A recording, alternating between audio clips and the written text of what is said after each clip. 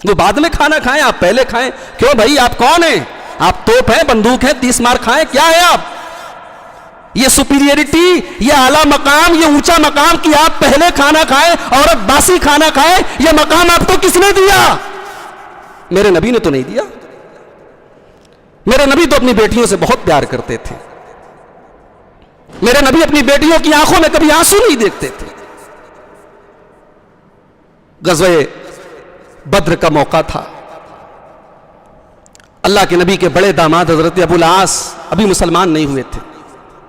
खानदान के दबाव में जंग में शामिल हो गए थे। जंग में वो भी आए थे, कैदी बनाकर लाए गए। नबी का दामाद कैदी बना के लाया गया। इस्लाम का कानून देखो, इस्लाम का इंसाफ देखो। कोई ये कहने वाला नहीं है अरे भाई ये नबी का दामाद है, इसको छोड़ दो। कैदी जंग में जितने बचे हैं पकड़े गए, सबको गिरफ्तार करके लाया गया। उसमें अबुल आस भी है, नबी के दामाद भी है।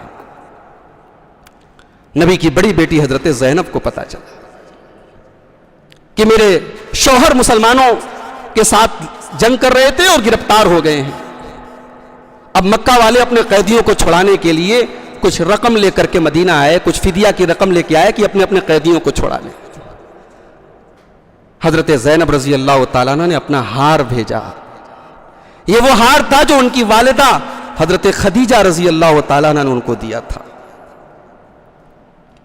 यह हार जब मदीने में आया और नबी की आंखों के सामने वो हार आया कि यह हार ज़ैनब ने भेजा है अबुल आस की रिहाई के लिए, नबी की आंखों में आंसू आ गए। नबी बहुत प्यार करते थे अपनी बेटियों से, बहुत प्यार करते थे अपनी बीवियों से।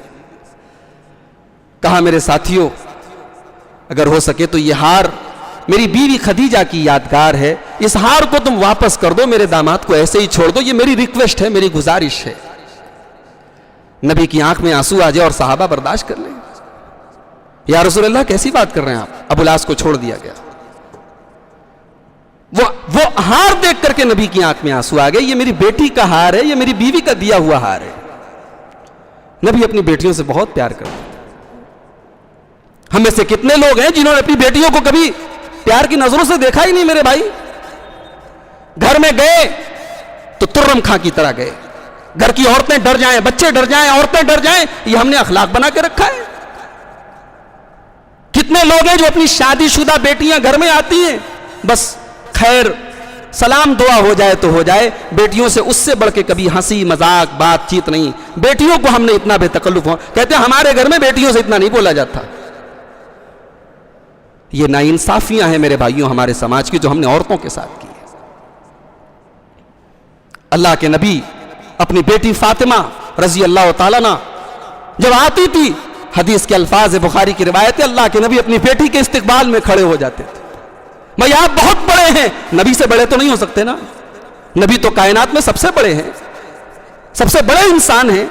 नबी ने अपने बड़े होने का एहसास अपने बच्चों को नहीं दिलाया। नबी अपनी बेटी की इस्तिकबाल के लिए खड़े होते हैं, अपनी बेटी की पेशानी चूमते हैं और अपनी कुर्सी पर अपनी बेटी को बिठाते हैं। मेरे भाइयों, हमने औरतों को बहुत नाइंसाफियां की हैं उनके साथ। वही काम हमारा बेटा करे तो कोई सजा नहीं, वही जुर्म बेटी करे तो बहुत बड़ी बड़ी सजाएं हमारे समाज में। चलो अच्छा, शादी हो गई, बहुत बड़ा बोझ हमने उतार दिया, लड़की की शादी कर दी। अब शादी हो गई लड़की की। अब मेरा जुमला गौर से सुनना,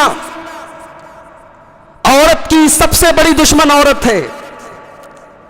एक औरत बहू बनकर के घर में आई, ससुर को कोई शिकायत नहीं, शौहर को कोई शिकायत नहीं, देवर को कोई शिकायत नहीं, जेठ को कोई शिकायत नहीं। शिकायत शुरू हुई तो सास को हुई।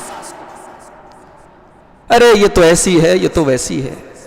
अरे जैसी भी है, सब कुछ छोड़ के तेरे घर आई है। तुझसे कोई महीना तो नहीं ले रही है, कोई तो सैलरी तो नहीं दे रही है। अपने माँ बाप को, अपने घर को छोड़ के तेरे घर में बहू बन के अपनी पसंद नापसंद सब कुर्बान करके तेरे घर आई है, और तू उसमें कीड़े निकाल रही, उसमें ऐब निकाल रही है। और अल्लाह ना करे अगर शादी के बाद घर में कोई नुकसान हो जाए, कारोबार में कोई घाटा हो जाए, ये चुड़ैल है, ये डायन है, और हमारे यहां कहते टुलहीन है। कभी आपने सुना है कि कोई मर्द के बारे में सुना वो टुलहा है? मर्द नहीं होते भाई, औरतें होती हैं चुड़ैल। ये हमने औरत के साथ सलूक किया है मेरे भाई। और उसके बाद बेचारी, उसकी जान अटकी है शौहर के एक लफ्ज के ऊपर। शौहर के पता नहीं बीवी का कौन सा काम शौहर की मर्जी के खिलाफ हो जाए और शौहर तलाक तलाक तलाक कह दे, उसकी तो जिंदगी खत्म हो जाएगी। एक तलाकशुदा औरत समाज के लिए कलंक है। कोई नहीं पूछेगा गलती शौहर की थी कि गलती बीवी की थी। तलाकशुदा है, दाग लग गया, तलाक का दाग लग गया। मर्द को कुंवारी मिल जाएगी, तलाकशुदा को कोई कुंवारा नहीं मिलेगा। आयशा बानो ने खुदकुशी ऐसे ही नहीं की है मेरे भाइयों। ये खुदकुशी नहीं है, ये मर्डर है। ये मर्डर हमने और आपने, इस समाज ने मर्डर किया है। हमने हालात ऐसे पैदा किए हैं कि आज हमारी एक बहन जो है इस तरीके की, न जाने हमारी कितनी बहनें आज मर रही हैं। कुछ तो मर चुकी है, कुछ घुट घुट के मर रही हैं। इस्लाम ने जो औरत को हक दिया है, जो मकाम दिया है, मेरे नबी के दीन में औरत के साथ कोई नाइंसाफी नहीं है मेरे भाई। ये तलाक का जो तरीका, ना हमारी शादी सही है ना हमारा तलाक सही है। मैंने जो आयत पढ़ी थी ना खुतबे मसनूना के बाद, वो आयत हमारे सुनने के लायक है, वो आयत हमारे गौर करने के लायक है, वो आयत हमारे मुंह पर थप्पड़ है। सूरह बकरा की 85 नंबर की आयत है, पहले पारे की आयत है। अफतुमिनून बिबाज़िल किताबि व तकफुरून बिबाज़, क्या तुम किताब के बाज हिस्से पर ईमान रखते हो और बाज के ऊपर नहीं रखते? क्या तुम शरीयत के एक हिस्से पर ईमान रखते हो और एक हिस्से पर ईमान नहीं रखते? और वाज़े करके बोलूं, क्या तुम नमाज के मामले में कुरान पर और हदीस पर अमल करते हो लेकिन शादी के मामले में कुरान और हदीस पर अमल नहीं करते? लेन देन के मामले में कुरान हदीस पर अमल नहीं करते? तलाक के मामले में कुरान और हदीस पर अमल नहीं करते?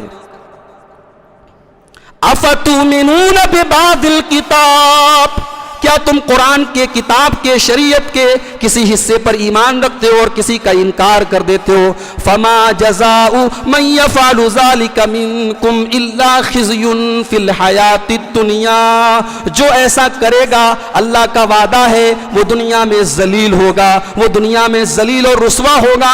आज हम जलील हो रहे हैं।